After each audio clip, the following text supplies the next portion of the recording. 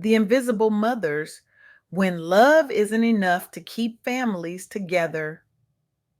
When I first sat down with Shyne Maria Johnson, I wasn't prepared for how her story would shake me to my core.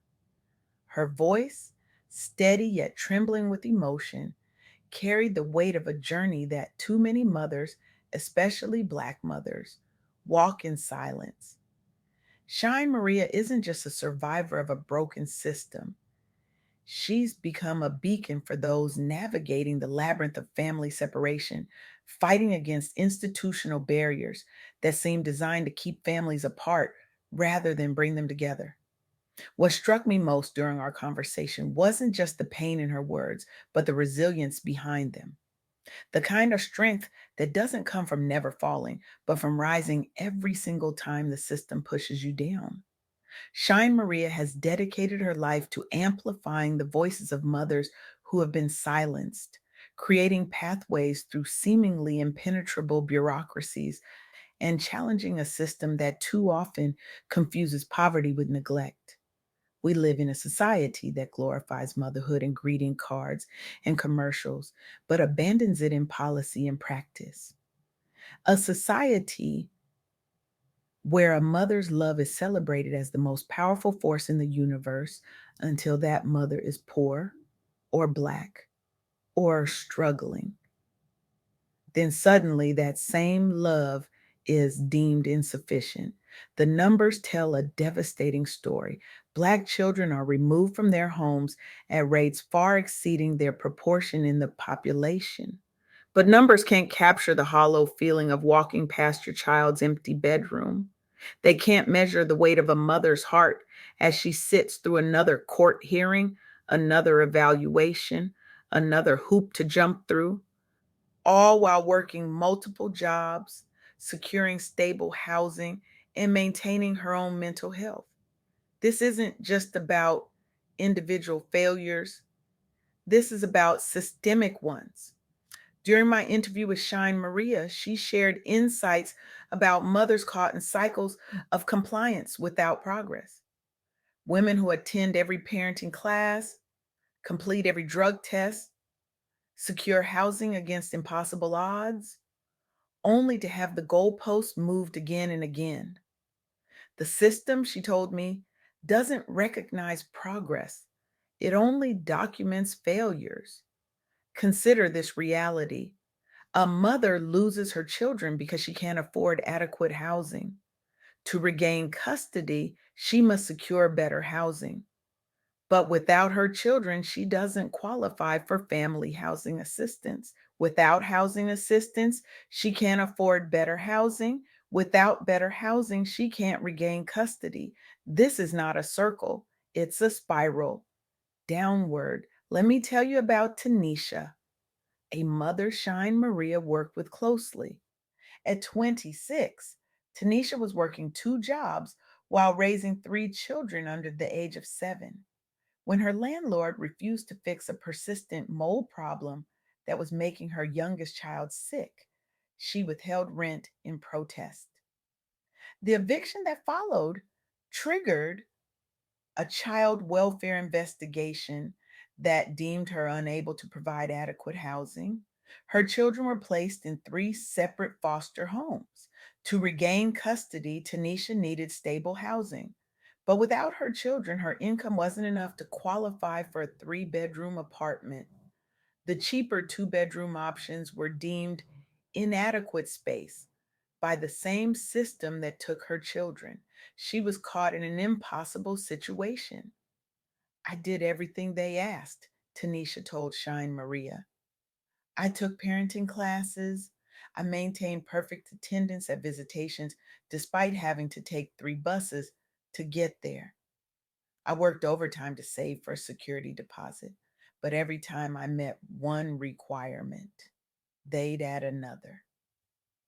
After 18 months of separation, with the help of a community organization that provided housing advocacy and legal support, Tanisha was finally reunited with her children. But the trauma of separation doesn't just disappear when families are reunited. Her oldest child developed severe anxiety. Her middle child struggled in school. Her youngest barely recognized her. This is the hidden cost of family separation, the psychological wounds that may never fully heal.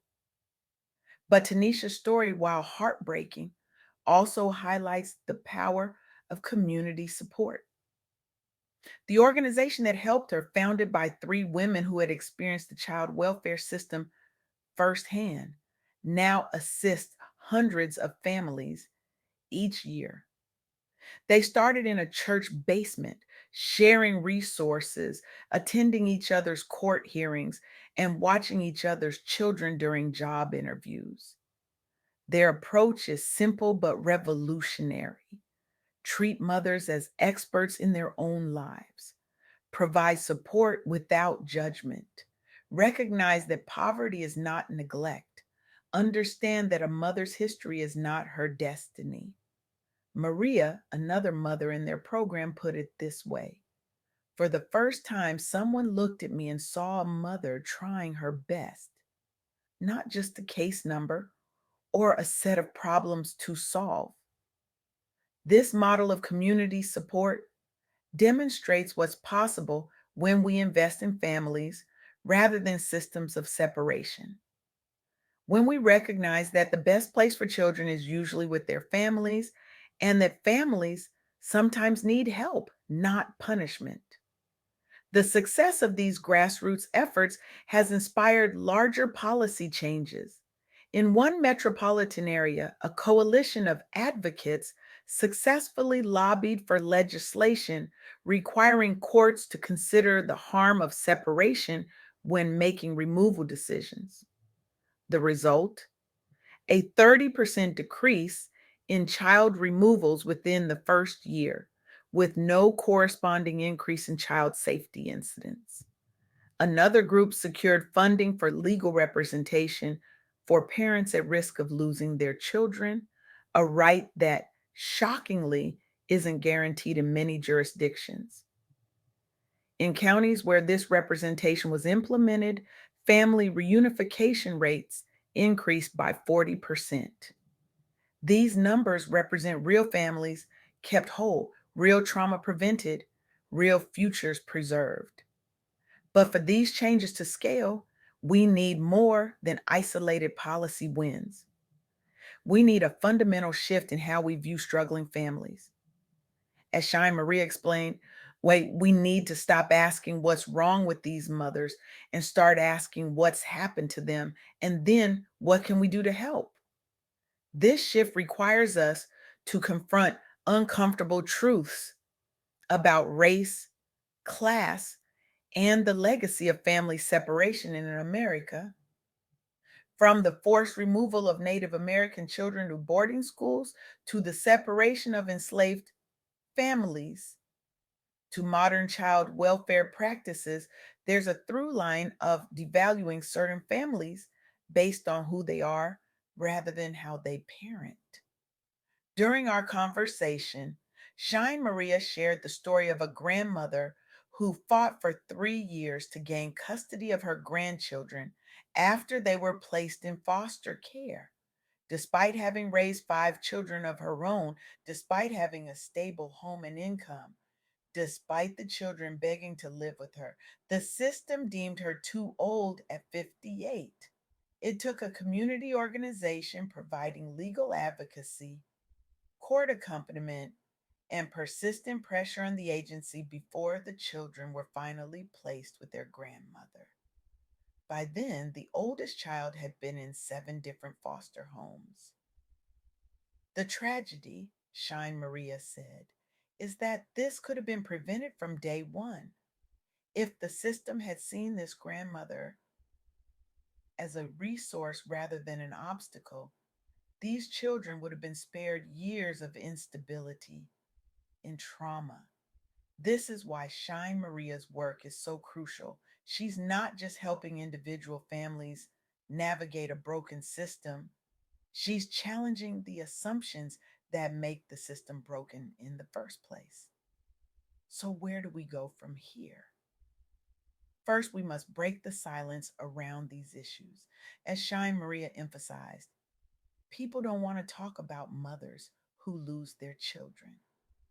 There's so much shame, so much judgment. But until we start having these conversations openly, nothing will change. Second, we must support the organizations doing this vital work. The legal advocates, the housing specialists, the peer support networks, the policy reformers, they're often underfunded and overwhelmed, yet they're achieving remarkable results.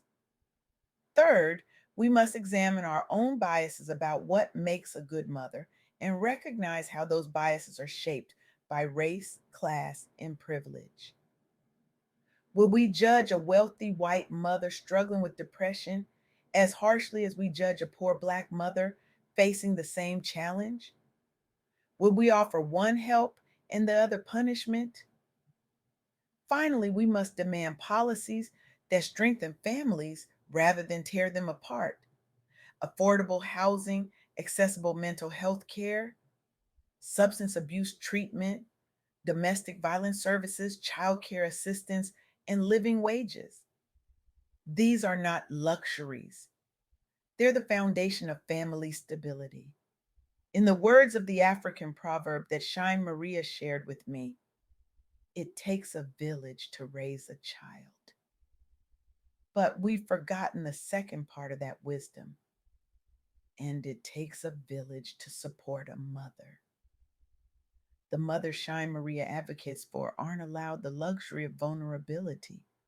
They're expected to be perfect, to never falter, to navigate impossible systems without complaint. But what if we created a world where these mothers could be both strong and human, where asking for help didn't mean risking your family? I challenge each of you today to become part of that village. Educate yourself about the child welfare system in your community. Volunteer with organizations that support families at risk of separation. Advocate for policies that address the root causes of family instability. And perhaps most importantly, challenge the narratives that demonize mothers who are separated from their children. Because behind every statistic is a mother fighting to be whole again. Behind every case number is a family that deserves our support, not our judgment. And in their struggle lies our opportunity to create a world where no mother has to choose between being strong and being human, where families are supported rather than separated, and where a child's best interest includes the preservation of their first and most fundamental relationship, the one with the person who gave them life. The time for silence is over. The time for action is now. Join me, join us in this vital work of keeping families together. Because when we fight for these mothers, we fight for the soul of our society itself.